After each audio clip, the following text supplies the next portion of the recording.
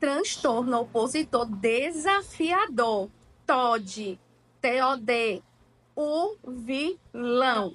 Não, não é vilão, não. Vamos desmistificar isso aqui hoje. Certo que o TOD é um transtorno comportamental, sim, que se manifesta principalmente ali na infância, começo ali da adolescência. Crianças com TOD apresentam um padrão persistente de comportamento. Qual seria esse padrão? Desobediente, de não cumprir as regras e de fazer o que quer, entre aspas, né? E é muito hostil e gosta muito de manipular e desafiar as autoridades, como, por exemplo, pais, professores, outros adultos que tenham este papel de autoridade. Então, o comportamento desafiador e desobediente, a criança, ela desafia regras, solicitações dos adultos, recusa-se a se cumprir instruções, normas estabelecidas. Esse é o comportamento desafiador, tá? Agora, o comportamento de hostilidade e irritabilidade, a pessoa pode mostrar-se facilmente irritada, ressentida, zangada, responder de maneira hostil. Muitas vezes as palavras estão na ponta da língua, mas são palavras hostis, agressivas, principalmente quando recebe um não. Não pode, não deve, não vai.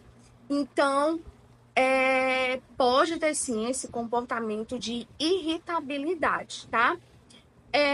Essa criança também pode ter um comportamento de ressentimento, comportamento vingativo. Pode haver uma tendência a guardar muito rancor. Em alguns casos, buscar vingança e a vingança ofensiva. Bem percebida. A pessoa pode também ser teimosa e ser muito ressentida. Precisar muito de carinho e de atenção. Precisar muito de atenção. Então, essa criança que tem TOD, ela também tem outras características, como, por exemplo, culpar os outros pelo que ela fez, ter discussões frequentes e sempre a discussão. Essa pessoa vai jogar para você a culpa, jogar para você que ela fez aquilo por uma culpa sua, certo? Pode ter frequentemente isso com figuras de autoridade, certo? Essas crianças buscam muito também, muitas vezes, ser hostil ou fazer bullying com crianças que eles acham que são mais fracas, que são mais flexíveis. Então pode ser que essa criança seja até um cometedor de bullying, digamos assim, tá? Então, o impacto na vida da criança e da família é muito grande. Dificuldades acadêmicas, por quê? Porque não vai conseguir aprender, não vai conseguir estar bem confortável em sala de aula, porque tem problemas de relacionamento, de hostilidade, é muito difícil fazer amigos, ou pode até fazer amigos, mas também tem uma questão de que com os amigos ou fora do ambiente familiar ter um comportamento. E dentro da escola, dentro do grupo de amizades, ter um outro comportamento totalmente diferente. Existe também a tensão familiar, porque pode criar um ambiente familiar muito tenso, estressante, frequente conflito entre os pais e os filhos. E também, que é o que mais se precisa buscar ajudas e terapias, é por conta de poder evoluir para outros transtornos, como, por exemplo, o transtorno de conduta ou desvios de caráter. Então, é conhecido popularmente por desvios de caráter. Então, pode evoluir para esses comportamentos graves, né?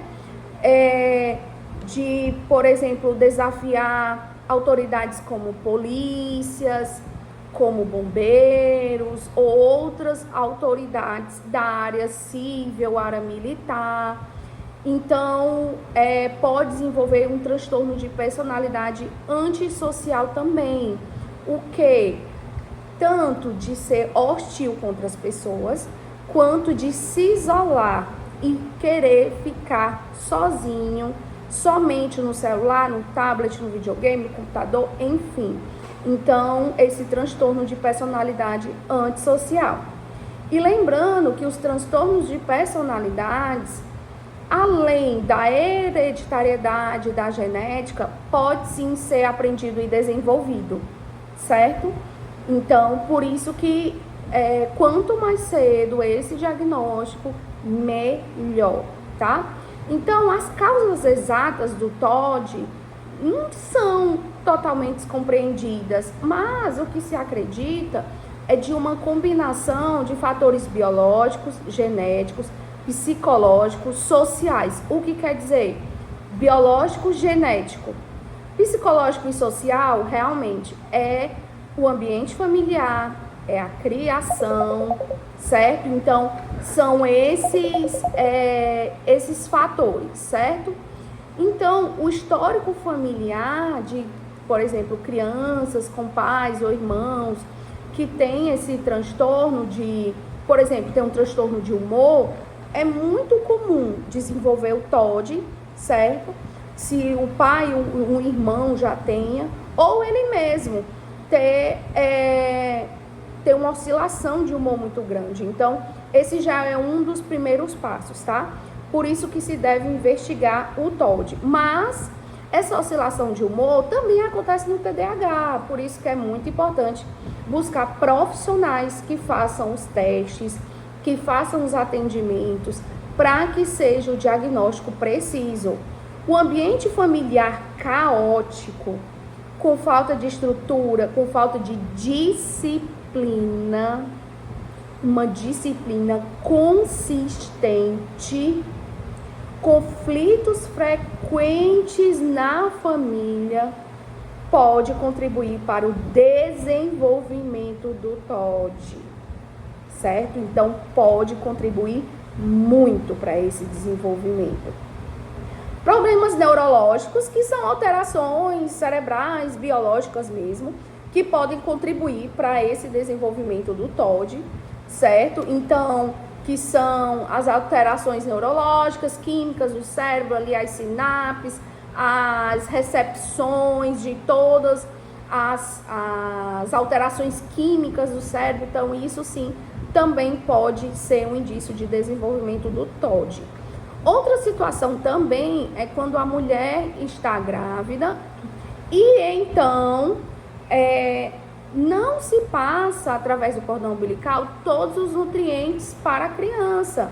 Pode faltar nutrientes no cérebro, pode faltar oxigenação, pode faltar algumas coisas que também podem vir a ter esse desenvolvimento, tá? Do TOD. Então, o tratamento do TOD é basicamente a mesma coisa do tratamento de qualquer outra síndrome e transtorno.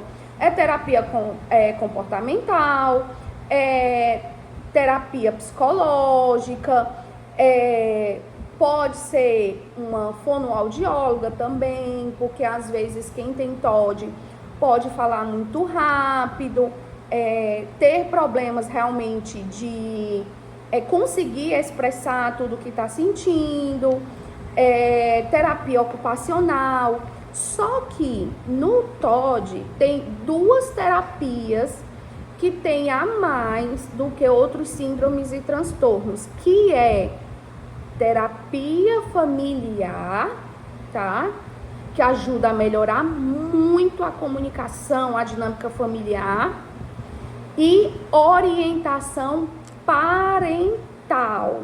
O que é isso? É um treinamento de técnicas para os pais conseguirem lidar com este filho.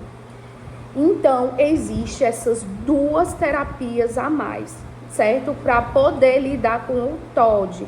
Em casos mais graves, ou em casos moderados, graves ali, podem ser prescritos, sim, alguns medicamentos para ajudar nesse controle da raiva, na irritabilidade, na impulsividade. Se tiver também o TOD for associado também a outra síndrome, outro transtorno também, pode ser prescrito esse medicamento, tá? Também pode ser prescrito o medicamento para os pais, como calmantes, ansiolíticos, certo? Por exemplo, alguns medicamentos que eles são antidepressivos, porque realmente os pais que têm um filho com síndrome ou transtorno, principalmente o TOD, também precisam ser acompanhados. É de suma importância os pais serem acompanhados, tá certo? Então é isso que eu vim falar para vocês hoje de TOD. Espero que eu tenha conseguido clarear mais a mente de vocês. Então até a próxima aula. Tchau!